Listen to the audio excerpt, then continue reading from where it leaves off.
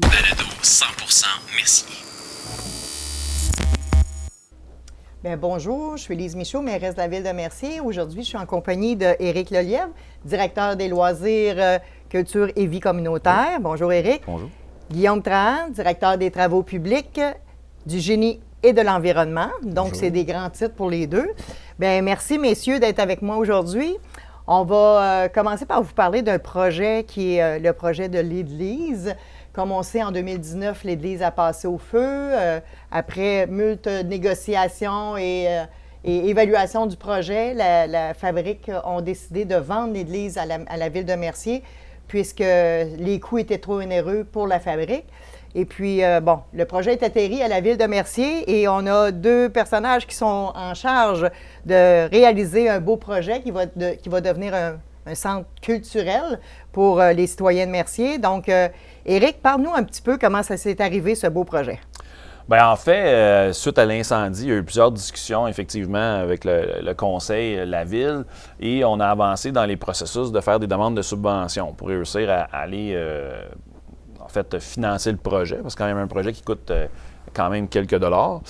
Donc, on a fait une première demande dans un processus qui était le patrimoine religieux, qui permettrait justement à l'époque de jumeler la communauté religieuse et des besoins de la ville en locaux et en infrastructure.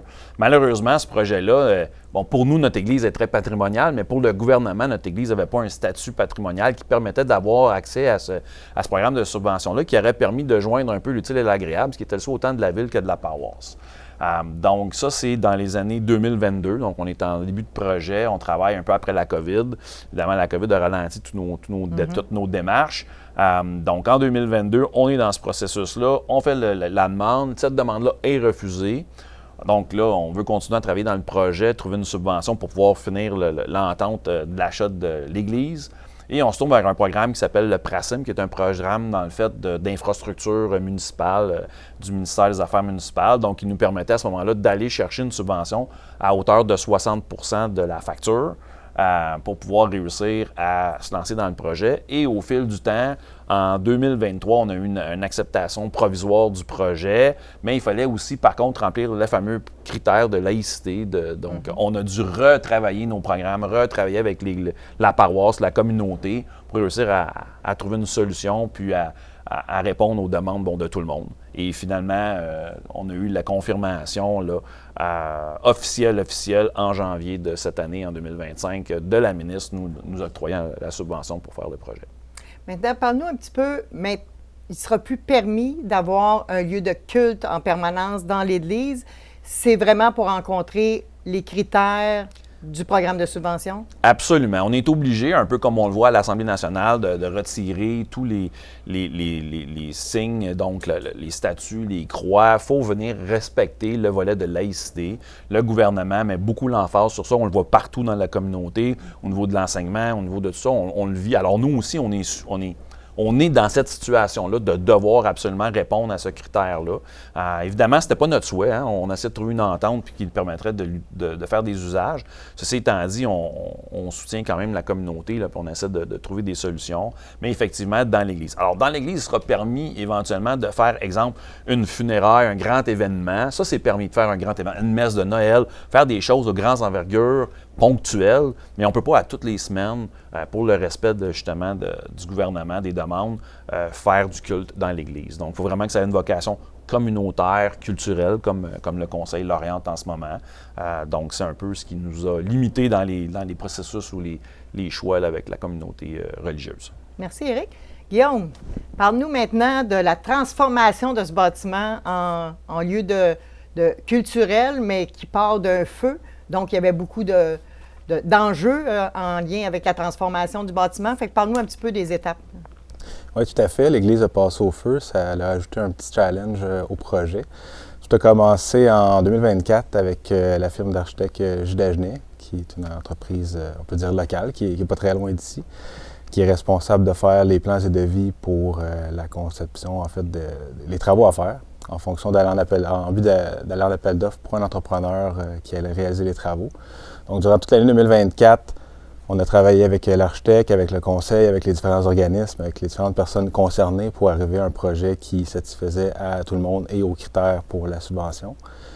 Fin 2024, on s'en va en appel d'offres. On octroie le contrat à l'entreprise AFCOR Construction.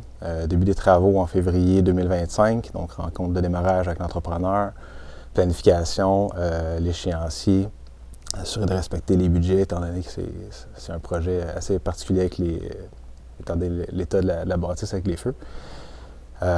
Finalement, on commence le chantier quelques semaines plus tard, en mars-avril, avec la décontamination. Donc, le rapport d'expertise avait démontré qu'il y avait des sources de contaminants dans l'église, la moisissure, un petit peu de plomb, l'amiante. Donc, décontamination pour après ça faire la démolition, puis repartir en construction. Donc, l'ossature, la mécanique du bâtiment avec ventilation, plomberie, électricité, pour finalement arriver à l'étape de finition des murs intérieurs avec le gypse, tirer les joints, la peinture, refaire les finitions de plancher. Il y a un côté qui est un peu plus magané, qui était la sacristie, qui a passé vraiment au feu au complet. On le voit là, quand on passe devant, il n'y a plus de toit. Donc, ce côté-là demandait vraiment une reconstruction à neuf à l'intérieur. Donc, garder les murs extérieurs pour différentes normes du bâtiment, mais aussi pour l'aspect visuel. C'est quelque chose de la belle pierre qu'on voulait conserver et remettre en état. Donc, reconstruire à l'intérieur sans impacter l'aspect visuel. Super. Puis, l'échéancier final, là, la livraison de ces travaux-là avec un bâtiment complètement rénové, on parle de quel mois à peu près? On parle actuellement autour de fin septembre, début octobre. C'est sûr qu'on n'est pas à l'abri de surprises, étant donné les surprises, comme je viens de dire, qu'on trouve en construisant. Mais pour l'instant, c'est une inauguration provisoire à la fin de septembre. C'est important de rappeler que ce bâtiment-là a passé 3 fois au feu. Oui. Donc, au fil des années, les murs extérieurs ont toujours resté là, mais au fil des années, c'est ce qui fait que ça l'ajoute à la complexité parce qu'il y a peut-être des surprises qui arrivent du dernier feu, mais il y en a peut-être aussi des anciens feux. Donc, merci Guillaume. Et maintenant, parle-nous un peu des types d'organismes qui vont pouvoir bénéficier de cet emplacement-là. Oui, il y a 2 organismes qui vont être là vraiment à temps plein, qui est les Marmitons de Mercier, qui est un organisme super connu qui distribue des milliers de plats par année. Je n'ai pas le chiffre exact. Presque 30 000 par année. Presque 30 000, c'est assez impressionnant. Donc, eux, c'est important de leur faire un local puis un espace vraiment fonctionnel pour leur permettre d'optimiser leur opération. Puis, il va y avoir également la Guignolée qui va occuper un autre local à temps plein, qui est super important pour les Merciérois et Merciéroises. C'est un des enjeux, en fait, là, du projet, c'est d'arriver à respecter l'échéancier de livraison fin à l'automne, parce que Noël, c'est une grosse période pour ces 2 organismes-là. Donc, c'est vraiment important que l'entrepreneur livre les locaux pour la période avant les fêtes. Puis sinon, il va y avoir une salle un peu plus ouverte avec une capacité de 150 places. Il va pouvoir autant faire des réceptions, des spectacles ou autres événements comme ça. Il va y avoir aussi une cuisine communautaire, donc principalement, elle va être souvent utilisée pour les marmitons, mais elle va être quand même à la disponibilité d'autres organismes si jamais on a de la demande. Puis à l'arrière, dans la sacristie qu'on appelle actuellement, il y a une salle multifonction. Donc, va être mis à la disposition des gens qui veulent la louer avec des équipements pour faire des réunions, peut-être une fête d'enfants, vraiment une salle fermée là, multifonctionnelle. Super. C'est important de rappeler que pour les citoyens de Mercier et pour les entreprises, c'est possible de faire la location maintenant des salles qui sont disponibles à la ville de Mercier, pas uniquement dans l'église, mais dans le centre culturel. On va s'habituer à changer le nom. Dans le centre culturel, mais aussi dans le centre communautaire ou dans les autres salles qui appartiennent à la ville.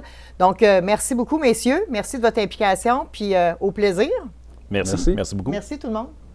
Balado 100% Mercier, présenté par la ville de Mercier.